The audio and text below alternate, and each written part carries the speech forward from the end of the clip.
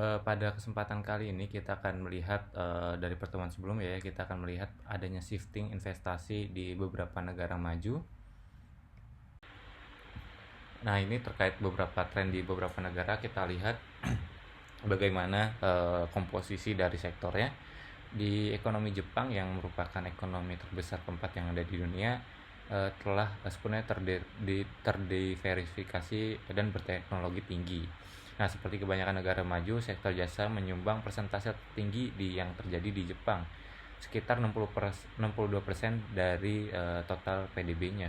Nah, sektor jasa ini juga maupun sektor perdagangan, grosir dan eceran sekitar 7%, real estate 6%, dan adalah yang paling penting. Nah, manufaktur menjadi mesin penggerak ekonomi Jepang, menyumbang hampir 22% dari PDB, konstruksi menyumbang sebesar 5% dari PDB.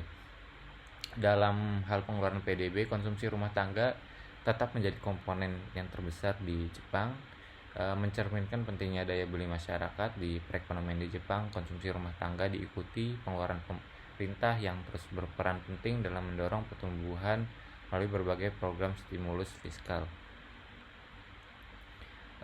Selanjutnya terkait dengan di sisi lain, tren investasi PMTB mengalami penurunan seiring dengan peningkatan pendapatan nasional JNP yang ada di Jepang. Hal ini menunjukkan bahwa meskipun pendapatan per kapita meningkat, investasi di berbagai sektor mengalami penurunan.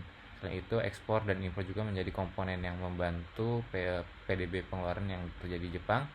Secara keseluruhan, meskipun PDB Jepang melambat, peralihan di sektor manufaktur ke jasa menunjukkan transformasi struktural ekonomi Jepang yang beradaptasi dengan perubahan tren global ya, terutama berteknologi tinggi. Selanjutnya terkait di United Kingdom atau Inggris Raya, dalam beberapa tahun terakhir pertumbuhan ekonomi di Inggris Raya cenderung melambat.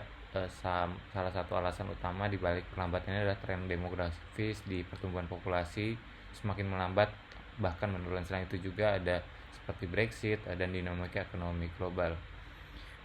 Sektor jasa kini menjadi motor penggerak ekonomi di Inggris Raya, mengalahkan sektor manufaktur yang pernah mendominasi.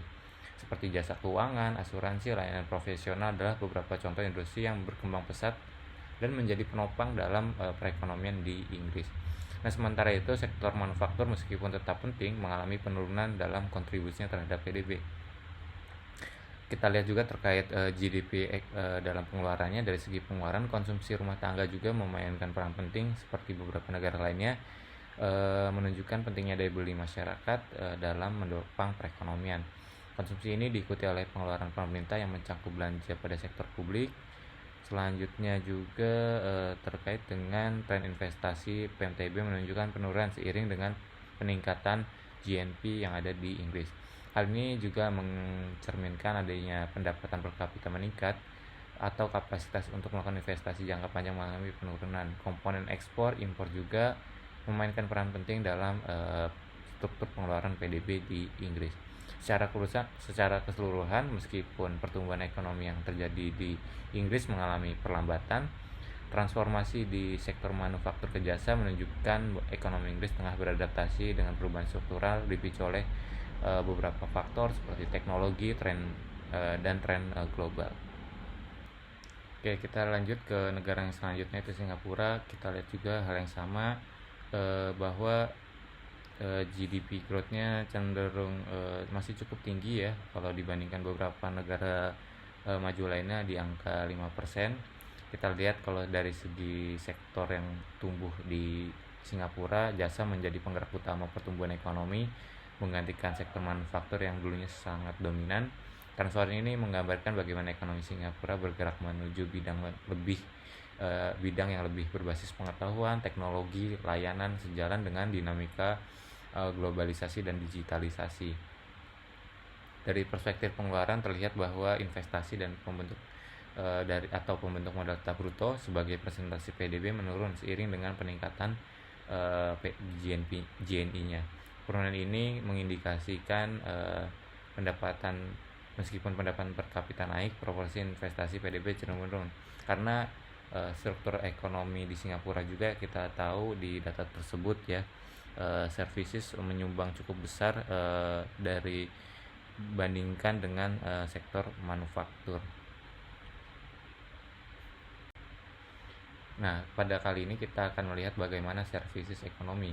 Melihat dari tren global yang terjadi pada beberapa negara maju yang kita bahas sebelumnya, tadi ada Jepang, Inggris, Singapura, Amerika Serikat.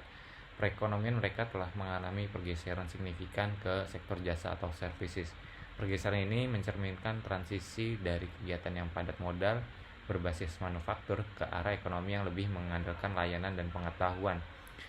Berdasarkan menurut Fisher dan tahun 1935 dan Clark 1940, peningkatan proporsi sektor jasa terjadi karena perubahan dalam struktur konsumsi dari barang-barang fisik ke jasa.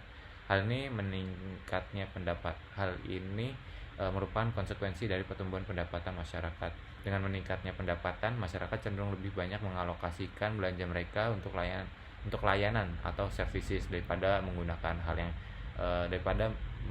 barang-barang konsumsi. Hal ini menyebabkan peningkatan pangsa sektor jasa dalam perekonomian cukup tinggi di beberapa negara maju. Seiring dengan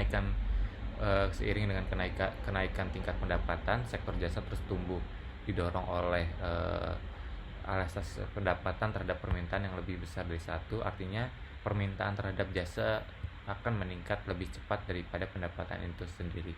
Selain itu, lapangan kerja di sektor ini juga mengalami peningkatan mengingat kebutuhan tenaga kerja untuk memenuhi permintaan yang semakin meningkat.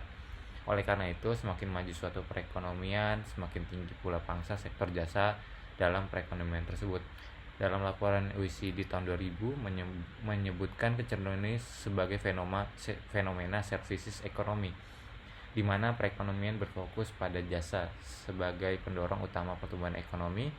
Pada konteks Indonesia ya, untuk menjadi sebuah negara maju di Indonesia Emas 2045, transisi menuju ekonomi jasa diperkirakan akan terus berkembang dengan kisaran pertumbuhan ekonomi yang diproyeksi antara 5,4% dan hingga sampai 7,6% per tahun. Selama fase ini, kontribusi sektor industri pengolahan terhadap PDB tetap signifikan meskipun ekonomi jasa diperkirakan terus meningkat seiring pertumbuhan kelas menengah yang mencapai 80% dari populasi di tahun 2040 dan 2045.